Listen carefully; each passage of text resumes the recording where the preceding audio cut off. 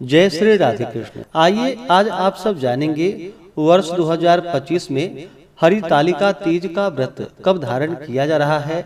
तो जानेंगे व्रत के शुभ मुहूर्त के बारे में, पूजन समय के बारे में, किस दिन व्रत को धारण किया जाएगा, इस दिन क्या करना चाहिए। तो आइए जानते हैं इन सबों के बारे में।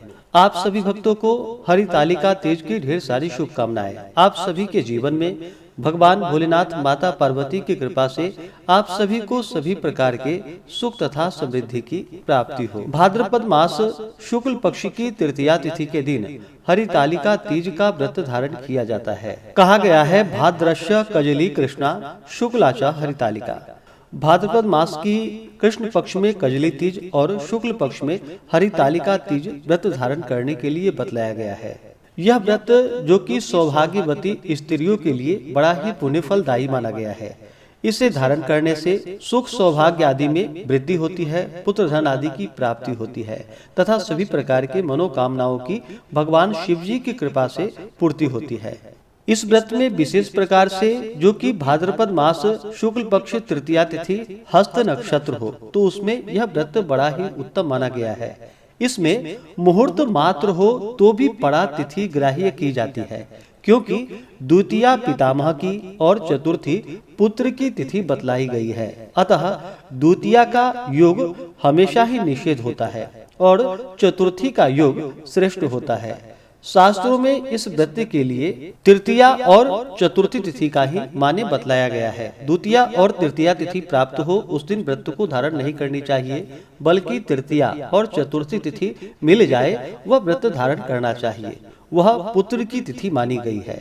भाद्रपद मास शुक्ल पक्ष की तृतीया तिथि प्रारंभ समय 25 अगस्त 2025 दिन सोमवार दोपहर 12:37 और तृतीया तिथि की जो समाप्ति है वह 26 अगस्त 2025 दिन मंगलवार दोपहर 1:57 पे तृतीया तिथि की समाप्ति है।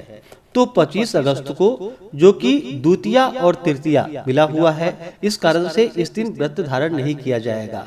तृतीया और चतुर्थी जो कि 26 अगस्त को प्राप्त हो रहा है और इस दिन हस्त नक्षत्र भी बन रहा है, जो कि अगले दिन यानी कि 27 अगस्त की सुबह 6:04 तक हस्त नक्षत्र रहेगा, जो कि बड़ा ही अच्छा संयोग है। तो 26 अगस्त 2025 दिन मंगलवार को हरितालिका तीज का व्रत धारण किया जाएगा। 26 अगस्त को ब्रह्म मुहूर्त का समय सुबह 4:27 से सुबह 5:12 तक होगा।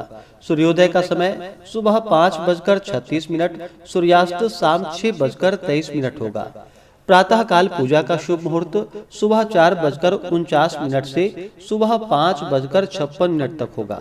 शाम को प्रदोष काल पूजा का शुभ मुहूर्त जो कि शाम 5:24 से शाम 7:24 तक होगा और दूसरा मुहूर्त जो कि शाम 6:49 से शाम 7:56 तक होगा। इस दिन शुभ चौघड़िया मुहूर्त का समय 26 अगस्त को जो कि चर लाभ और अमृत नामक शुभ चौघड़िया मुहूर्त होगा। सुबह 8:48 से दोपहर 1:35 तक। उसके बाद लाभ नामक शुभ चौघड़िया मुहूर्त शाम 7:47 से रात्रि 9:11 तक होगा।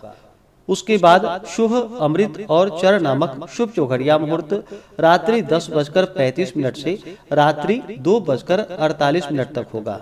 राहु काल का समय 26 अगस्त को दोपहर 3:11 से शाम 4:47 तक होगा। राहु काल समय के दौरान कोई भी शुभ कार्य या नया कार्य नहीं करना चाहिए, इस बात का ध्यान रखें। योग शादी होगा दोपहर 12:49 तक। उसके बाद शुभ योग होगा और नक्षत्र जो कि हस्त नक्षत्र अगले दिन सुबह 6:04 तक रहेगा। पारण का शुभ मुहूर्त 27 अगस्त को जो कि सुबह 5:40 से सुबह 6:48 तक होगा। इस व्रत को जो कि दिन रात्रि निर्जला रह करके व्रत धारण करने के लिए कहा गया है। इस दिन अन्न और जल दोनों का ही त्याग करना पड़ता है। बहुत से जगहों पर जो कि सर्गी किया जाता है तो सर्गी जो कि सूर्योदय से पहले ही कर लेनी चाहिए। सुबह 3:30 बजे से लेकर के सुबह के 4:30 बजे तक जो कि सर्गी का काम आप कर सकते हैं। इस दिन व्रती को दिन रात्रि निर्जला रहकर के व्रत को धारण करना चाहिए। भगवान शिव, माता पार्वती, शिव परिवार का जो कि बालुकामयी प्रतिमा बना करके पूरे विधि विधान के साथ पूजन करना चाहिए। इस दौरान भगवान का जो कि षोडशोपचार विधि से पूजन करे। पूजन में भगवान का ध्यान, आवाहन, भगवान को आसन प्रदान करे, पाद्य प्रदान करे यानी कि जल से आचमनी करवाए, फिर जल का अर्घ्य प्रदान करे। उसके बाद फिर जल से आचमनी करवाए, भगवान को पंचामृत से स्नान करवाए। उसके बाद सफेद वस्त्र भगवान शिव जी को और माता पार्वती को लाल वस्त्र अर्पित करे। उसके बाद चंदन, रोली अर्पित करे। माता को सिंदूर चढ़ाए, सुहाग की वस्तुएं अर्पित करे, फिर अक्षत चढ़ाए, पुष्प माला चढ़ाए। भगवान शिव को बेलपत्र, भांग, धतूरा, शमी पत्र आदि अर्पित करे। माता पार्वती को बेलपत्र अर्पित करे। उसके बाद धूप और दीप दिखाएं, अनेक प्रकार के नैवेद्य आदि का भगवान को भोग लगाए। जल से आचमनी करवाएं। मुख शुद्धि के लिए पान पत्र, सुपारी, लौंग, इलायची के साथ में अर्पित करे। द्रव्य दक्षिणा चढ़ाएं। इसके बाद कथा श्रवण करे, भगवान की आरती, विराजन, पुष्पांजलि प्रार्थना करे। इस प्रकार से इस दिन भगवान का जो कि पूरे विधि विधान के साथ पूजन करना चाहिए। इससे सौभाग्यवती स्त्रियों का सौभाग्य अटल होता है, दाम्पत्य जीवन खुशहाल होता है, पुत्र पौत्र आदि की प्राप्ति होती है तथा भगवान शिव, माता पार्वती की अगर कृपा हो तो सभी प्रकार के मनोरथ की सिद्धि होती है। तो आशा करता हूँ कि यह जानकारी आपको अच्छा लगा हो। इसी प्रकार से ज्ञानवर्धक जानकारियाँ प्राप्त करते रहने के लिए, व्रत पूजा के बारे में जानने के लिए, कथा को सुनने के लिए चैनल पे अगर आप पहली बार आए हैं तो चैनल को लाल बटन दबा करके सब्सक्राइब करें, साथ में बेल आइकन घंटी को दबाएं ताकि आने वाली वीडियो का नोटिफिकेशन आपको समय से मिलता रहे।